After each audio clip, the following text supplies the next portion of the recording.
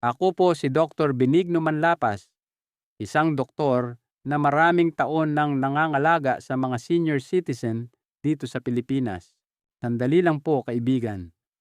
Kung binabawasan ninyo ang pag-inom ng tubig sa pag-asang makakatulog ng mahimbing nang walang mga biyahe sa banyo sa alas 2 o alas 3 ng madaling araw, baka lalo nyo lang pinalalala ang problema. Opo, lalo pang lumalala. At maaari nitong tahimik na maapektuhan ang inyong puso, bato at maging ang inyong utak sa paglipas ng panahon. Sa aking karanasan, napakaraming nakatatanda ang hindi kinakailangang nagdurusa dahil sa isang pagkakamaling ito. Naniniwala silang may ginagawa silang mabuti para sa kalusugan, ngunit nauuwi lamang sa mas pagod, mas dehydrated, at mas hindi mapakali sa gabi. Ngayon, ipapakita ko sa inyo kung bakit ang pag-inom ng kaunting tubig ay hindi nakakatigil sa pag-ihi sa gabi, at ang 5 bagay na dapat ninyong gawin sa halip upang sa wakas ay makatulog ng buong gabi. Bago tayo magsimula, nais ko pong marinig ang inyong saloobin. Taga saan po kayo at anong oras ninyo ito pinapanood? Pakisabi po sa akin sa mga komento. Palagi ko pong binabasa ang inyong mga mensahe at nakakatulong ito upang maramdaman kong konektado ako sa inyo. At kung hindi pa po ninyo nagagawa, mag-subscribe na po kayo sa channel na ito at pindutin ang bell icon. Sa ganung paraan, hindi ninyo malalampasan ang isa na namang simpleng payo na makapagpapabago ng buhay para sa mas mabuting kalusugan at mas mahimbing na tulog sa inyong mga ginintuang taon. Kung paano gumagana ang inyong katawan sa gabi at kung bakit ang pag-ihi sa gabi ay hindi laging tungkol sa edad. Kapag tayo'y natutulog, madalas nating iniisip na ang katawan ay ganap na nagpapahinga, tulad ng isang tahimik na bahay na patay lahat ng ilaw. Sa katotohanan, ang inyong katawan ay nagtatrabaho pa rin, nagsasagawa ng daan-daang maliliit ngunit mahahalagang gawain upang manatili kayong buhay. Isa sa mga gawaing ito ay ang paraan kung paano pinangangasiwaan ng inyong mga bato ang tubig sa gabay ng isang natural na hormone na tinatawag na vasopressin. Sinasabi ng hormone na ito sa inyong mga bato na bagalan ang paggawa ng ihi sa gabi upang makatulog kayo ng walang abala. Ngunit habang tayo'y tumatanda, mas kaunti ang nagagawang vasopressin ng katawan. Ibig sabihin, ang inyong mga bato ay maaaring magpatuloy sa pagsala sa bilis na pang-araw kahit na kayo ay natutulog, na nagpapadala ng mas maraming ihi sa pantog at gumigising sa inyo ng mas maaga kaysa sa gusto ninyo. Pagkatapos ng edad na 60, may isa pang pagbabago na tahimik na nararanasan ng maraming nakatatanda rito sa Pilipinas. Ang pantog ay nagiging mas sensitibo, halos tulad ng isang guwardiya na ngayon ay tumutunog ang kampana kahit sa pinakamaliit na ingay. Noong kabataan ninyo, kaya nitong maglaman ng 400 hanggang 500 milliliters bago magpadala ng agarang senyales. Ngunit ngayon, kahit 100 mililita lang, halos kalahati ng isang maliit na baso, ay maaaring magudyok ng pagnanais na bumangon. Ito ang dahilan kung bakit ang ilang nakatatanda ay gumigising upang gumamit ng banyo kahit na malayo pa sa puno ang pantog. Mayroon ding isang bagay na hindi napapansin ng karamihan sa mga senior healthcare personnel hanggat hindi ipinapaliwanag ng isang doktor. Sa araw, kung kayo ay nakaupo o nakatayo ng matagal, dahan-dahang naiipon ang likido sa inyong mga binti at paa. Maaaring hindi ninyo mapansin ang pamamaga, ngunit naroon ito, nakatago sa ilalim ng balat. Kapag nahiga na kayo sa gabi, ang likidong ito ay bumabalik patungo sa puso at bato tulad ng tubig na dumadaloy pababa.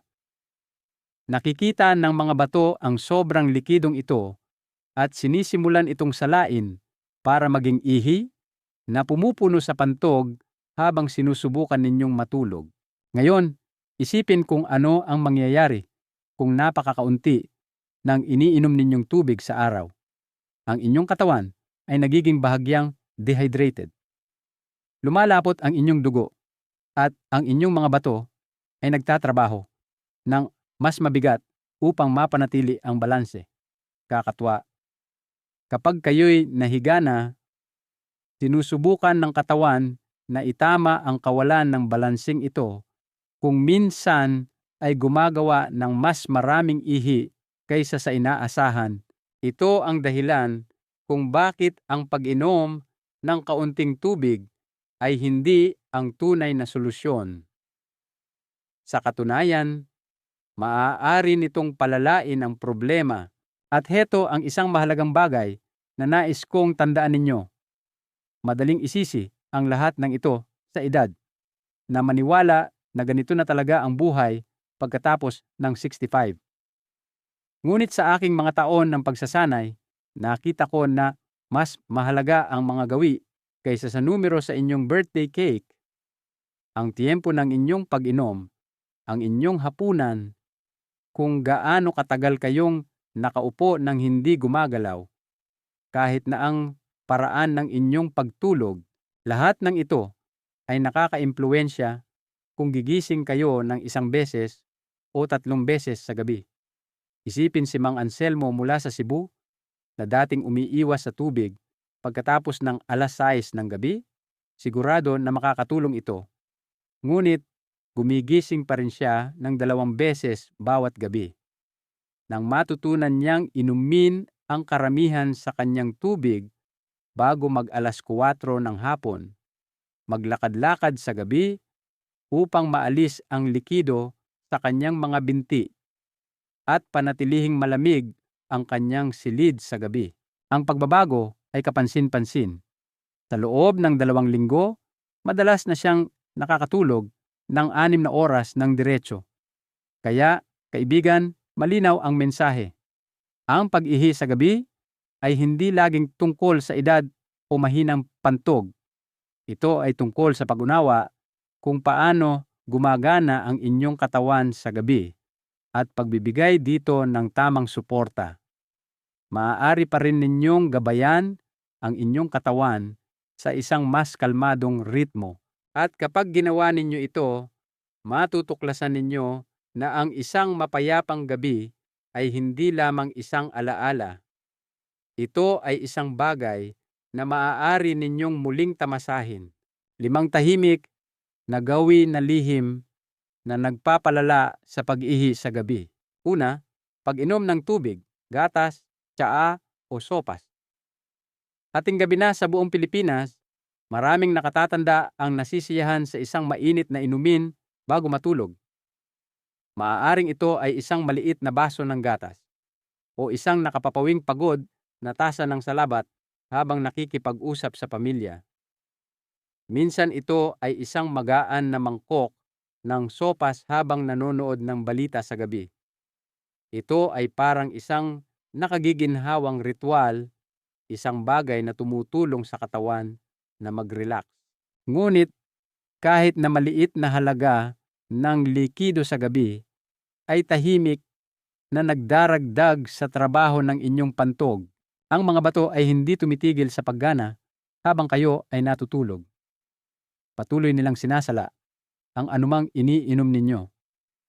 Kung magdaragdag kayo ng 200 o 250 ml ng likido pagkatapos ng hapunan, maaaring mapuno ang inyong pantog ng sapat upang mag-udyok ng pag-ihi sa 2:00 o 3:00 ng madaling araw. Si Aling Lita mula sa Batangas ay mahilig sa kanyang salabat tuwing 9:00 ng gabi sa loob ng maraming taon. Hindi niya naisip na may kaugnayan ito sa kanyang mga gabing hindi mapakali. Nang ilipat niya ang tasang iyon sa 6:00 ng gabi at nag-iwan lamang ng 2 o 3 higop ng maligamgam na tubig bago matulog? Nagsimula siyang matulog ng 5 hanggang 6 na oras nang hindi gumigising. Ang aral ay hindi upang isuko ang ginhawa ng inyong inumin. Ito ay upang tamasahin ito ng mas maaga upang ang inyong mga gabi ay manatiling mapayapa. Pangalawa, mga pampaihing inumin sa gabi. Tsaa, kape, green tea, mga herbal na inumin. Ang ilang inumin ay nagiging sanhi upang ang inyong mga bato ay gumawa ng mas maraming ihi kahit na maliit lamang ang dami ng inyong ininom. Ang mga ito ay tinatawag na diuretics. Ang tsaa, kape, green tea, at ilang herbal na inumin ay nabibilang sa kategoryang ito. Noong kabataan, kaya itong hawakan ng inyong katawan ng huli nang hindi nakakaistorbo sa inyong tulog. Ngunit, pagkatapos ng tisyan, nagiging mas sensitibo ang pantog at ang mga inuming ito ay nagtutulak dito na kumilos sa maling oras. Si Mang Cardo mula sa Quezon City ay ipinagmamalaki ang kanyang malusog na ugali ng pag-inom ng green tea pagkatapos ng hapunan sa pag-aakalang lilinisin nito ang kanyang sistema. Ngunit ito ang dahilan kung bakit siya gumigising ng 2 beses bawat gabi. Nang palitan niya ang green tea ng simpleng maligamgam na tubig bago mag-alas 6 ng gabi, napansin niya ang malaking pagkakaiba sa loob ng 1 linggo. Ang pagbabagong ito ay hindi nag-alis ng kanyang kasiyahan. Inilipat lamang niya ang kanyang mga pampaihing inumin sa umaga o maagang hapon. Kung kailangan ninyong uminom ng mga inuming ito, inumin ito bago mag-alas 4 ng hapon. Nagbibigay ito sa inyong mga bato ng sapat na oras upang iproseso ang sobrang karga na pinapanatiling mas kalmado ang inyong pantog sa oras ng pagtulog. Pangatlo, ang pagbisita sa banyo para sigurado bago matulog. Sa maraming kabahayang Pilipino, ang mga nakatatanda ay huling dumudulog sa banyo bago matulog, kahit walang tunay na pagnanais. Ito ay parang isang matalinong pag-iingat. Ubusin ng husto ang laman ng pantog at baka maiwasan ang paggising sa gabi. Ngunit sa paglipas ng panahon, ang gawin na ito ay maaaring magturo sa inyong pantog na magsenyas ng pagkaapurahan kahit na malayo pa ito sa puno. Ang isang malusog na pantog ng nasa hustong gulang ay kayang maglaman ng 400 hanggang 500 ml. Ngunit kapag patuloy ninyo itong inuubusan sa 100 o 100 sa 50 ml lamang, nagsisimulang ituring ng mga nerbiyos ang mas maliit na halagang iyon bilang puno na. Ginawa ito ni Tita Mila mula sa Iloilo sa loob ng mga dekada. Kumbinsido siyang pinapanatili siyang komportable. Ngunit gumigising siya ng 3 o 4 na beses sa isang gabi, madalas na napakakaunti lamang ang iniihi. Matapos siyang payuhan ng kanyang doktor na magtiwala sa tunay na kagustuhan, dahan-dahan niyang sinanay muli ang kanyang pantog. Sa loob ng ilang linggo, mas mahaba na ang kanyang tulog. Gumigising na lamang ng 1 beses sa karamihan ng gabi. Kung kinakabahan kayong laktawan ang biyaheng iyon, subukang libangin ang inyong sarili sa isang maikling dasal o pagbabasa sa loob ng 5 minuto bago matulog. Unti-unti, matututunan ng inyong pantog na maghintay hanggang sa ito ay tunay na puno. Pang-4, mga maalat o masabaw na hapunan. Atsara, sinigang, manipis na sabaw ng tinola. Ang ating mga pagkaing Pilipino sa hapunan ay puno ng lasa. Maasim na atsara, maasim na sinigang, at nakagiginhawang mangkok ng sabaw. Ang mga pagkaing ito ay maaaring maging mapanlinlang para sa pamamahinga sa gabi. Ang atsara at mga maalat na isda ay nagpapataas ng uhaw na nagiging sanhi upang uminom kayo ng mas maraming tubig pagkatapos kumain. Ang sinigang at masabaw na ulam ay nagdaragdag ng nakatagong likido sa inyong sistema na mas mabilis na pumupuno sa inyong pantog.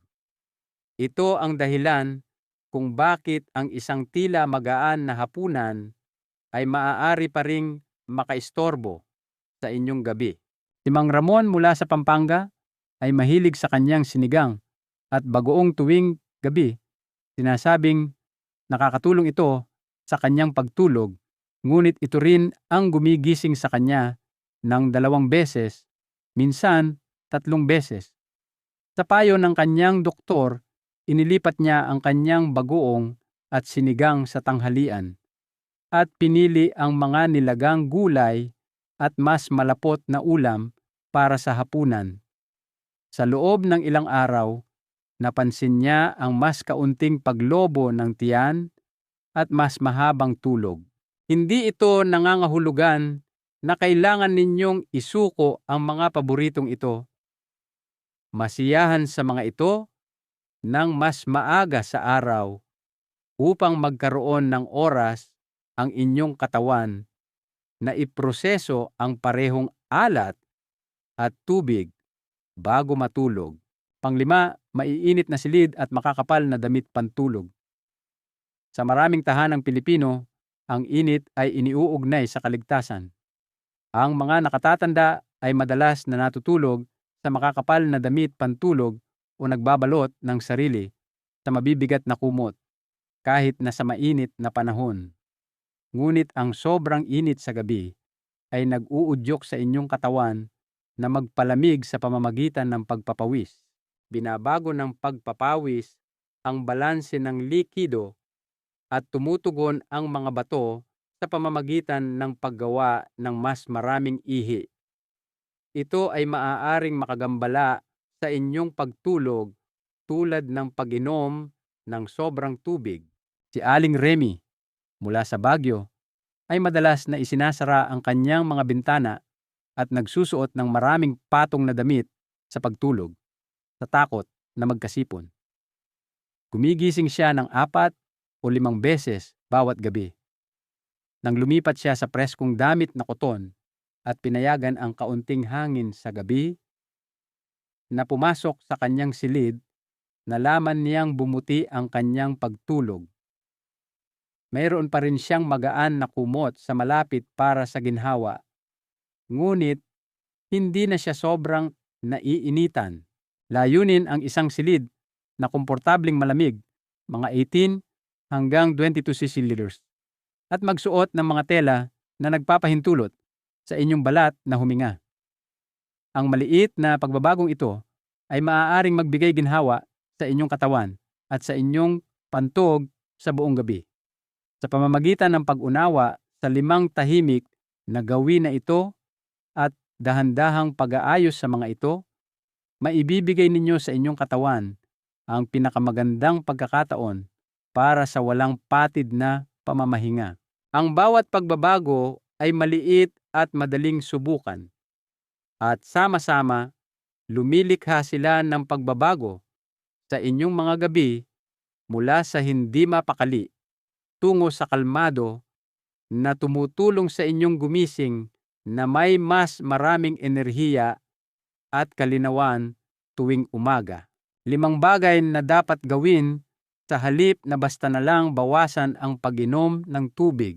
Una, ipamahagi ang inyong pag-inom ng tubig sa buong araw, 70 hanggang 18% bago mag-alas 4 ng hapon.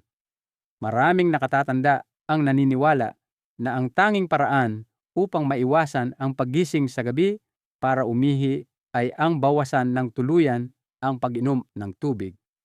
Ngunit kailangan pa rin ng katawan ng sapat na likido upang mapanatiling maayos ang panunaw, lubricated ang mga kasukasuan, at matatag ang sirkulasyon ng dugo.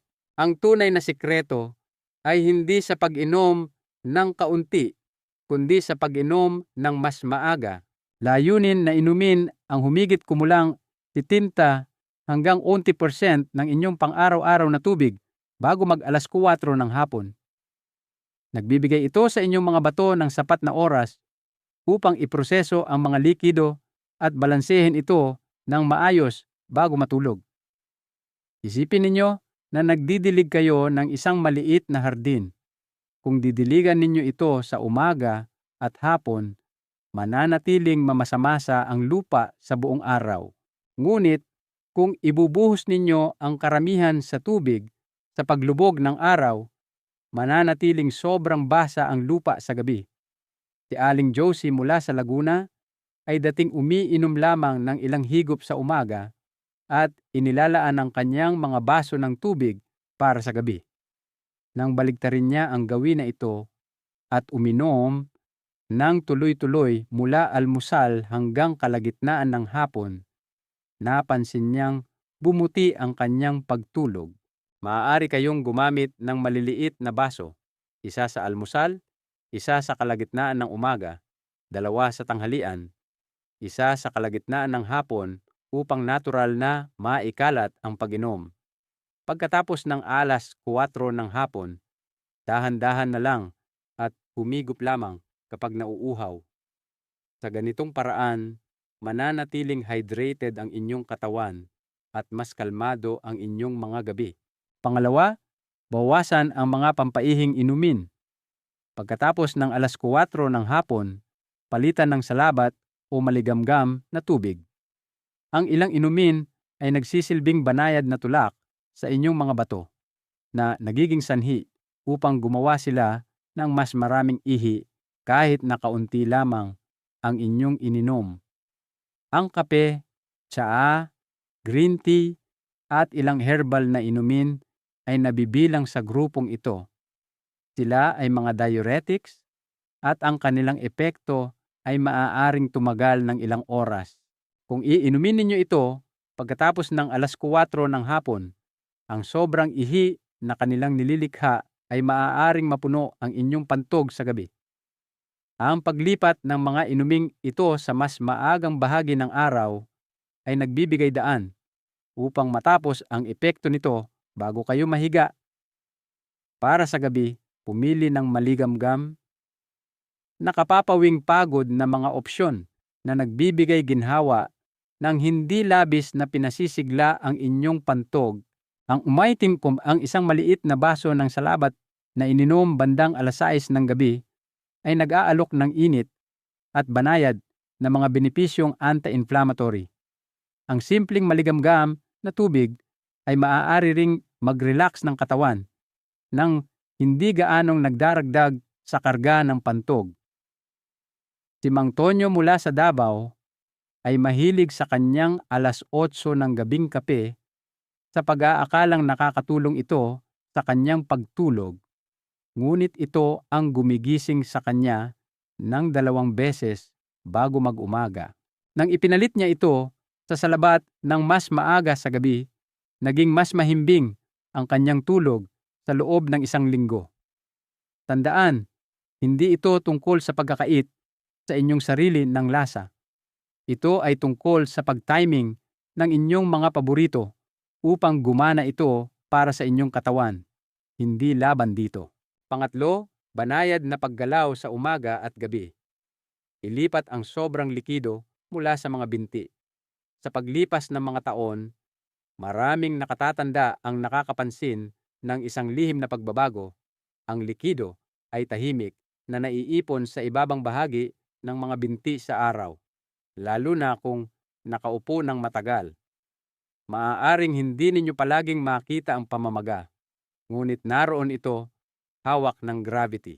Kapag nahiga kayo sa gabi, ang likidong ito ay dumadaloy pabalik sa puso at bato na doon nag-uudyok sa kanila na lumikha ng mas maraming ihi sa panahong gusto ninyong matulog.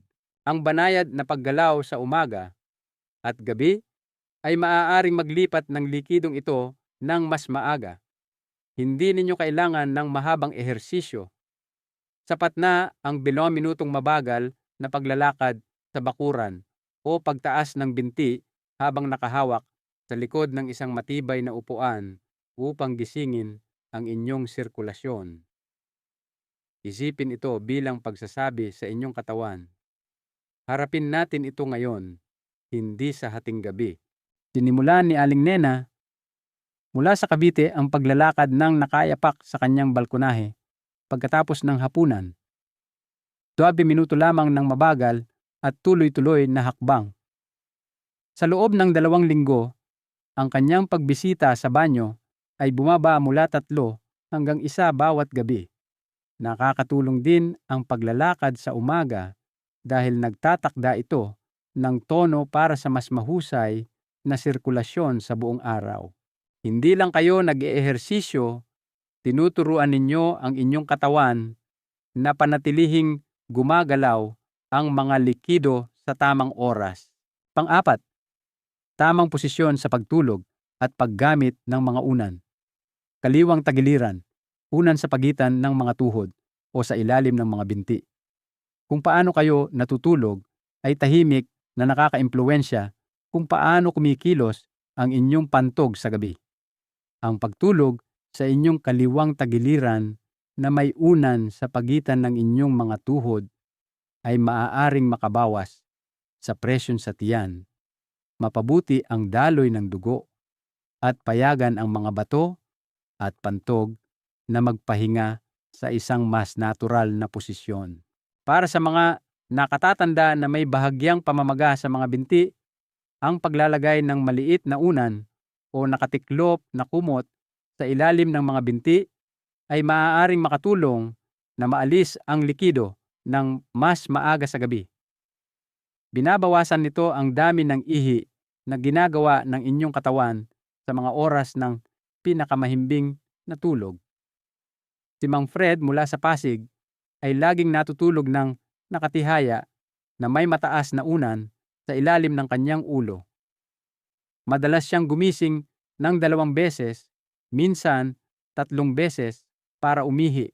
Iminungkahi ng kanyang doktor na humiga sa kanyang kaliwang tagiliran na may unan sa tuhod at gumamit namang unan na may katamtamang taas para sa kanyang ulo. Sa loob ng 2 linggo, naramdaman niya ang pagkakaiba. Mas kaunting abala, mas kaunting pagod sa umaga. Sa una, maaaring kakaiba ang pakiramdam ng pagbabagong ito, ngunit mabilis na makaka-adjust ang inyong katawan. Isipin ito bilang pagbuo ng isang mas banayad na espasyo para sa inyong mga organo upang hindi sila magdiinan ng hindi kinakailangan. Ang mga ganitong maliliit na pagsasaayos ay maaaring magbigay sa inyong pantog ng higit na kapayapaan hanggang umaga. Pang-5, ayusin ang inyong kapaligiran sa pagtulog. Komportabling init at preskong damit na koton. Ang temperatura ng inyong silid-tulugan at ang mga damit na isinusuot ninyo sa pagtulog ay may malaking papel sa balanse ng likido ng inyong katawan. Kung masyado kayong naiinitan sa gabi, pinapawisan ang inyong katawan upang lumamig na naguudyok sa inyong mga bato na gumawa ng mas maraming ihi upang balansehin ang mga likido. Sa kabilang banda, ang sobrang lamig ay maaaring gawing mas sensitibo ang inyong pantog na lumilikha ng pagnanais na umihi kahit hindi pa ito puno. Layunin ang temperatura ng silid na komportabling mainit-init, karaniwan sa pagitan ng 18 at 22 degree akot, at pumili ng preskong damit na koton. Si Aling Remy mula sa Baguio ay laging mahigpit na isinasara ang kanyaang mga bintana, nagsusuot ng makakapal na pajama at gumagamit ng mabigat na kumot. Madalas siyang gumising na basang-basa sa pawis na sinusundan ng agarang pagpunta sa banyo.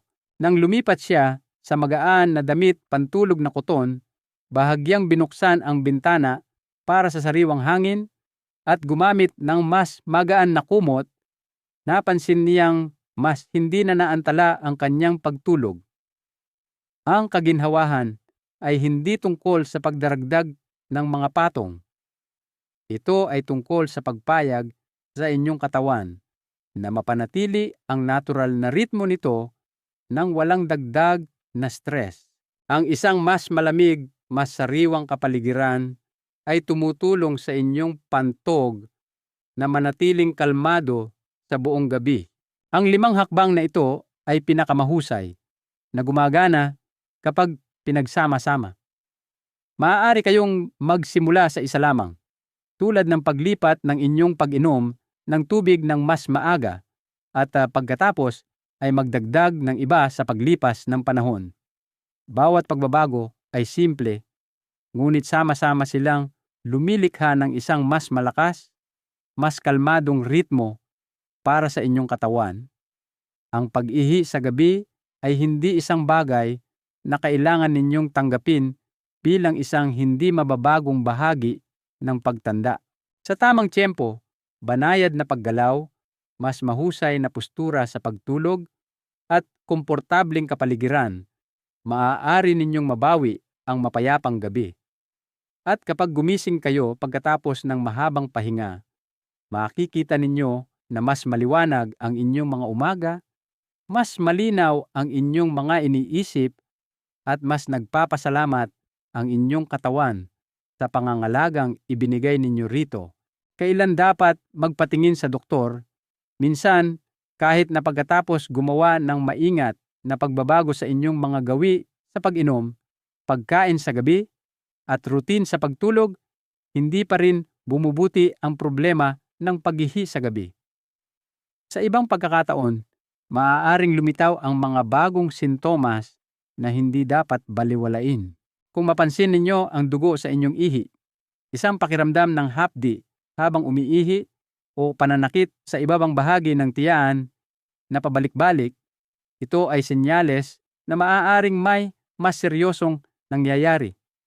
Isa pang babala ay kapag biglang dumami ang bilang ng beses na gumigising kayo sa gabi sa loob lamang ng ilang araw nang walang anumang pagbabago sa inyong routine. Ang mga senyales na ito ay maaaring maiugnay sa mga nakatagong kondisyong pangkalusugan na nangangailangan ng napapanahong pangangalagang medikal. Para sa ilang nakatatanda, maaaring diabetes ang sanhi kung bakit mas maraming likido ang sinasala ng mga bato kaysa sa normal. Sa mga lalaki, ang lumalaking prostate ay maaaring pumipindot sa pantog na nagpapahirap sa pagpigil ng ihi. Sa parehong lalaki at babae, ang mga impeksyon sa daanan ng ihi o UTI ay maaaring mag-irritate sa lining ng pantog na naguudyok ng agarang pagpunta sa banyo.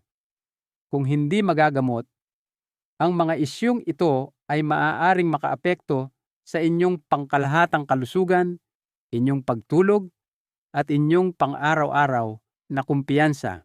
Kung hindi nakatulong ang mga pagbabago sa pamumuhay pagkatapos ng ilang linggo, o kung lumitaw ang alinman sa mga hindi pangkaraniwang sintomas na ito, mahalagang kumonsulta sa isang urologist o isang pinagkakatiwalaang internal medicine doctor. Huwag po kayong mahiya. Ang mga doktor dito sa Pilipinas ay nakakakita ng mga ganitong kaso araw-araw at maaaring gabayan kayo sa tamang mga pagsusuri at paggamot. Si Mang Oscar mula sa Bulacan ay ipinagpaliban ang kanyang pagbisita ng ilang buwan sa pag-aakalang ito ay dahil lamang sa edad, ngunit kalaunan ay nalaman niyang mayroon siyang impeksyon na nagagamot. Ang maagang pangangalaga ay nagligtas sa kanya mula sa ilang buwan ng abala. Ang inyong katawan ay madalas na nagsasalita sa maliliit na senyales. Ang maagang pakikinig at matalinong pagkilos ay maaaring maprotektahan ang inyong kalusugan, maibalik ang inyong kapayapaan ng isip, at tulungan kayong bumalik sa mga gabi ng mahimbing at walang patid na tulog. Mahal kong kaibigan, kung may isang bagay na nais kong tandaan ninyo mula sa ating pagsasama, ito iyon. Ang solusyon sa pag-ihi sa gabi ay hindi ang basta na lang bawasan ang inyong tubig sa mapanganib na antas. Kailangan pa rin ng inyong katawan ng hydration upang mapanatiling malusog ang inyong puso, utak, at mga kasukasuan. Ang tunay na sagot ay nasa pag-aayos ng mga gawi, pag-timing sa inyong pag-inom ng tubig, pagpili ng tamang pagkain sa gabi, at paglikha ng isang kapaligiran sa pagtulog kung saan maaaring magpahinga ang inyong pantog. Alam ko po na pagkatapos ng edad na 60, maaaring pakiramdam na may sariling isip na ang katawan, na ayaw makinig sa kung ano ang gusto natin. Ngunit nakita ko ng paulit-ulit kung paano nagdudulot ng nakakagulat na mga resulta ang maliliit at tuloy-tuloy na pagbabago. Isang tasa ng tsaa na inilipat sa mas maagang oras, isang maikling paglalakad sa bakuran pagkatapos ng hapunan, isang unan na inilagay sa ilalim ng inyong mga binti. Bawat maliit na hakbang ay nagpapatong-patong sa paglipas ng panahon. Ang mga pagsasaayos na ito ay maaaring gawing mapayapa ang mga gabing hindi mapakali, na nagbibigay sa inyo ng malalim at nakapagpapagaling na tulog na hinihiling ng inyong katawan. Ang mahalagang aral po natin ngayon ay ito: ang pag-aalaga sa ating kalusugan ay hindi isang karera, kundi isang pang-araw-araw na paglalakbay na puno ng maliliit at matatalinong pagpili. Ang bawat desisyon, gaano man kaliit, ay isang hakbang patungo sa mas masigla at mapayapang buhay. Kung may natutunan po kayo ngayon na tumatak sa inyo, gusto ko pong malaman.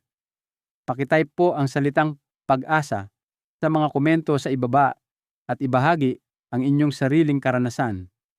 Ang inyong kwento ay maaaring eksakto kung ano ang kailangang marinig ng isa pang nakatatanda na tahimik na nakaupo sa isang lugar dito sa Pilipinas ngayong gabi. Sa pamamagitan ng pagsasalita, hindi lamang ninyo tinutulungan ang inyong sarili, tinutulungan ninyo ang ating buong komunidad. At kung hindi pa po kayo nakaka-subscribe, pindutin na po ninyo ang subscribe button at ang bell icon para lagi kayong updated sa ating mga usapang pangkalusugan.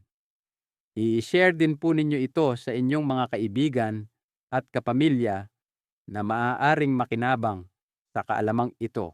Sa ating pagtatapos, hangad ko para sa inyo ang isang gabi kung saan kayo ay makakatulog ng madali, mananatiling mahimbing sa pagtulog, at magigising sa isang banayad na liwanag ng umaga na may enerhiya sa inyong mga hakbang. Naway maging kalmado ang inyong mga susunod na araw, matatag ang inyong kalusugan, at puno ng kapayapaan ang inyong puso. Hanggang sa muli nating pagkikita sa susunod na video, alagaan ang inyong sarili ng may pasensya at pagmamahal. At tandaan, ang pinakamahimbing ninyong mga gabi ay maaaring nasa hinaharap pa.